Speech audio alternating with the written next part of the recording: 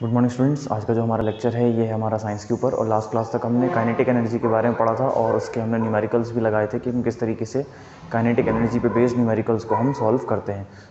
अब आज की क्लास में हम नया टॉपिक पढ़ेंगे और इसका नाम है पोटेंशियल एनर्जी।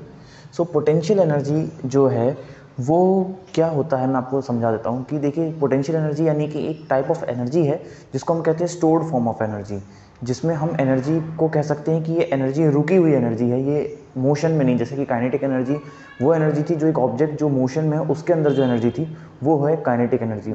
लेकिन जब एक ऑब्जेक्ट रुका हुआ है तो उसके अंदर जो एनर्जी है या हम कह सकते हैं जो स्टोर्ड फॉर्म ऑफ एनर्जी है, जो हमको बाद में हम उसको ले सकते हैं या किसी भी फॉर्म में हम उसको यूज़ कर सकते हैं, so that is called potential energy. अब पोटेंशियल एनर्जी हर ऑब्जेक्ट में नहीं होती कि हम ये कह सकते हैं कि हर ऑब्जेक्ट जो कि रखा हुआ है उसमें हम नहीं कह सकते कि पोटेंशियल एनर्जी है। तो पोटेंशियल एनर्जी किस में हो सकती है, वो अलग अलग तरीके के ऑब्जेक्ट्स हो सकते हैं, उसकी कंडीशन है। तो सबसे पहले हम डेफिनेशन लिख लेते हैं पोटेंशियल एनर्जी की।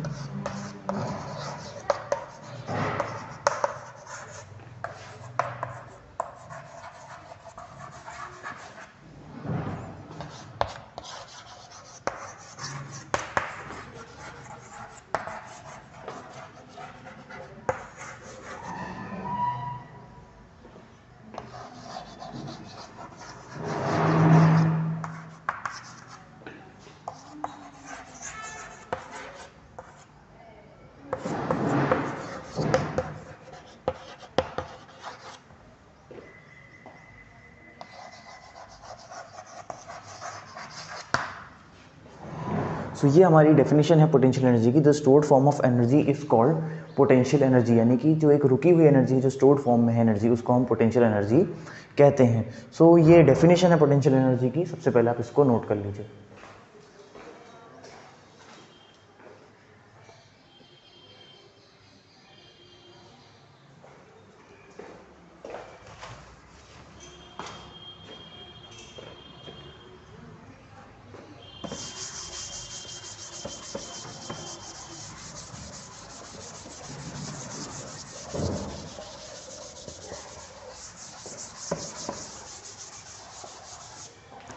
अब जो है कि पोटेंशियल एनर्जी किस किस ऑब्जेक्ट में होती है, किस किस कंडीशन पे हमको और कहाँ कहाँ पोटेंशियल एनर्जी मिलती है। सबसे पहली बात आप देखिए कि मैंने कहा कि stored of form of energy है। तो ये स्टोर्ड जो है वो हर ऑब्जेक्ट में नहीं होती कि हम कहीं हर ऑब्जेक्ट में हो। इसके लिए सबसे ज़रूरी चीज़ है कि ऑब्जेक्ट जो है वो एक हाइट पे हो। बेसिकली पोटेंशियल एनर्जी का जो फॉर्मूला होता है जिसको हम लिख सकते हैं ई पी, ई मतलब पोटेंशियल एनर्जी, इसका जो फॉर्मूला होता है वो होता है mgh, यानी कि mass into gravity into height. हमको ऑब्जेक्ट जो है हमारे पास उसके को कुछ मास तो है ही हमारे पास, उसके बाद ग्रेविटी भी है, यानी मास इंटू ग्रेविटी हम कह सकते हैं कि वेट। तो उसके बाद हो चाहिए हाइट, यानी कि ऑब्जेक्ट जब भी किसी ऊंचाई पर प्लेस्ड होगा तभी उसके अंदर जो है पोटेंशियल एनर्जी आएगी। अगर हम कहें ऑब्जेक्ट जो है वो ज़मीन पर रखा है, धरती पर रखा है, सीधा फ्लोर ग्राउंड पर रखा है सीधे, तो उसके अंदर पोटेंशियल एनर्जी नहीं होगी। अगर मैं कहूँ कि ये अर्थ सरफेस है और इसके ऊपर एक बॉल रखी हुई है, इस बॉल के अंदर कोई भी पोटेंशियल एनर्जी नहीं है, क्योंकि इसका मास है, यहाँ ग्रेविटी भी लग रही है, लेकिन जो हाइट है वो है ज़ीरो।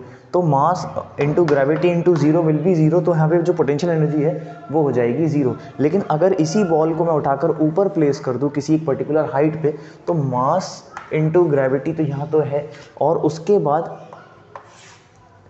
हाइट भी है यहाँ पे। ये चीज़ जो हो जाएगी, तो यहाँ पे हाइट आ गई तो इनटू हाइट। अब इस हाइट की कुछ एक पॉजिटिव वैल्यू है, अब इसके अंदर जो एनर्जी होगी वो होगी पोटेंशियल एनर्जी। अब ये एनर्जी कहाँ हमको यूज़ होगी, ये जब बॉल यहाँ तक रुकी हुई है, जब तक हमने इसको यहाँ पे रोक के रखा हुआ है, जब तक ये नीचे गिर नहीं रही, तब तक ही इसके अंदर पोटेंशियल एनर्जी है। जैसे ही हम इस बॉल को यहाँ से रिलीज़ करेंगे, बॉल नीचे गिरना शुरू होगी, इसकी जो पोटेंशियल एनर्जी है वो काइनेटिक एनर्जी में कन्वर्ट होने लगेगी, यानी कि ये मोशन में आ जाएगी। तो जैसे ही मोशन में आना स्टार्ट होगी तो जो इसकी पोटेंशियल एनर्जी है वो यूज़ होने लगेगी in the form of kinetic energy, यानी कि वो कन्वर्ट हो जाएगी काइनेटिक एनर्जी में। तो इस तरीके से कोई भी ऑब्जेक्ट हो, चाहे वो बॉल हो, चाहे वो कोई भी ऑब्जेक्ट हो जो कि ज़मीन से या किसी भी जो ग्राउंड लेवल से ऊपर है, उसके अंदर पोटेंशियल एनर्जी होती है। अब पोटेंशियल एनर्जी जो है वो हाइट के हिसाब से बढ़ती जाएगी, जितनी ज़्यादा हम हाइट की वैल्यू बढ़ाते जाएंगे उतनी ज़्यादा जो है पोटेंशियल एनर्जी इंक्रीज होती जाएगी। इसी तरीके से हमारे पास दूसरा ऑब्जेक्ट होता है जिसको हम कहते हैं स्प्रिंग। तो स्प्रिंग कुछ इस तरीके से होता है, कुछ इस तरीके से होता है स्प्रिंग। अब स्प्रिंग के दो एंड्स हैं, एक एंड ये है, एक एंड ये है। अगर हम इसको पकड़ के खींचते हैं, इस एंड को इधर खींचा हमने और इस एंड को इधर खींचा, यानी कि इस पर हमने टेंसाइल फोर्स अप्लाई किया। टेंसाइल फोर्स यानी कि हमने दोनों एंड्स को पकड़ के खींच दिया, लंबा कर दिया। तो जब हमने इसको खींच के रखा है, हमने इसको रिलीज़ नहीं करा, बस हमने खींचा और रखा है, इसको हमने छोड़ा नहीं वापस। तो जब तक हमने खींच के रखा है तो इसके अंदर एक एनर्जी इसके अंदर क्रिएट हो गई है, एक ऑपोजिट एनर्जी क्रिएट हो गई, यानी कि जब हम इसको छोड़ेंगे तो ये वापस अपनी जगह पर आ जाएगा। तो वापस आने के लिए भी एनर्जी चाहिए, तो वो एनर्जी अभी तक हमने जब तक छोड़ी नहीं तब तक इसके अंदर स्टोर्ड है। तो उस स्टोर्ड एनर्जी को भी हम पोटेंशियल एनर्जी कह सकते हैं। यानी कि जब हमने इसको खींचा और रिलीज़ नहीं किया, तो जब हम रिलीज़ करेंगे तभी वापस आएगा। तो जब तक रिलीज़ नहीं करा है तब तक इसके अंदर एक स्टोर्ड एनर्जी है, so that will be again a potential energy. इसी तरीके से अगर हम इसको दबाते हैं, अगर हमने इस पर कंप्रेसिव फोर्स लगाया, अगर इसको हम अंदर तरफ पुश करते हैं तो भी ये दब जाएगा, लेकिन जब हम इसको छोड़ेंगे तब ये वापस अपनी ओरिजिनल स्टेट पर आ जाएगा। तो ओरिजिनल स्टेट पर आने के लिए जो एनर्जी इसको लगेगी वो इसमें स्टोर्ड है, यानी कि एक रिस्ट्रेनिंग फोर्स इसके अंदर एक जो है वो भरी हुई है। सो उसको हम कहते हैं पोटेंशियल एनर्जी। सो ये दो चीज़ें थी, सो इन दोनों को आप नोट कर लीजिए।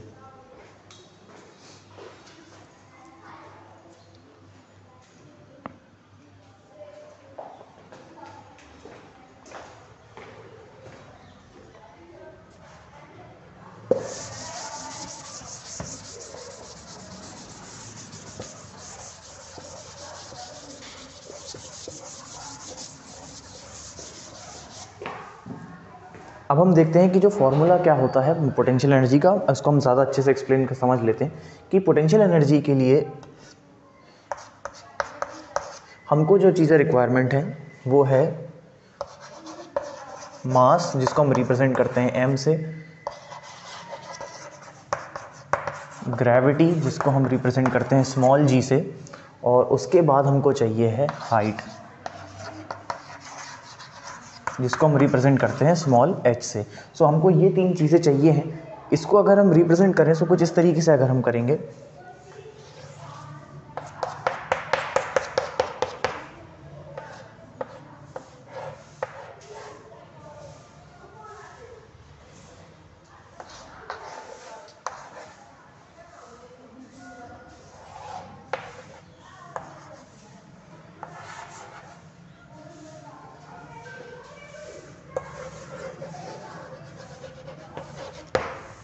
सो हम इस तरीके से रिप्रेजेंट करेंगे इसको कि ये एक ऑब्जेक्ट है जो कि इसको हमने ऊपर पहुंचा दिया, तो इसमें अंदर एक एच आ गया है और इसका कुछ एक मास है और इस पर जो है ग्रेविटी जो है वो नीचे एक्ट कर रही है। So mass into gravity into height. तो यहाँ पे जो वर्क डन हो जाएगा हमारा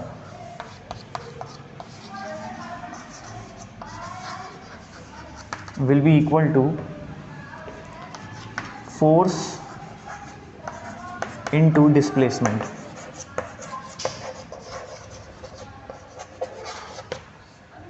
अब यहाँ पे जो फोर्स है वो किसके बराबर है, इसके वेट के बराबर, यानी मास इनटू ग्रेविटी। तो हम यहाँ लिख देते हैं फोर्स की जगह मास इनटू ग्रेविटी, और जो डिस्प्लेसमेंट है वो है हाइट के बराबर, यानी कि इनटू एच।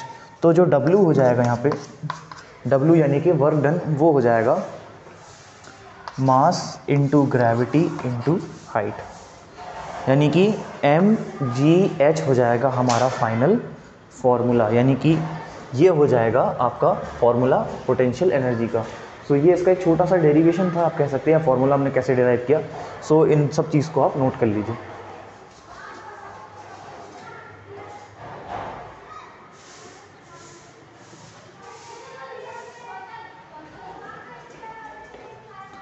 सो आज की क्लास में हमने देखा कि हम किस तरीके से पोटेंशियल एनर्जी का फॉर्मूला डिराइव करते हैं, पोटेंशियल एनर्जी क्या होता है, कहाँ कहाँ अप्लाई होता है। सो आज की क्लास के लिए इतना ही। Thank you.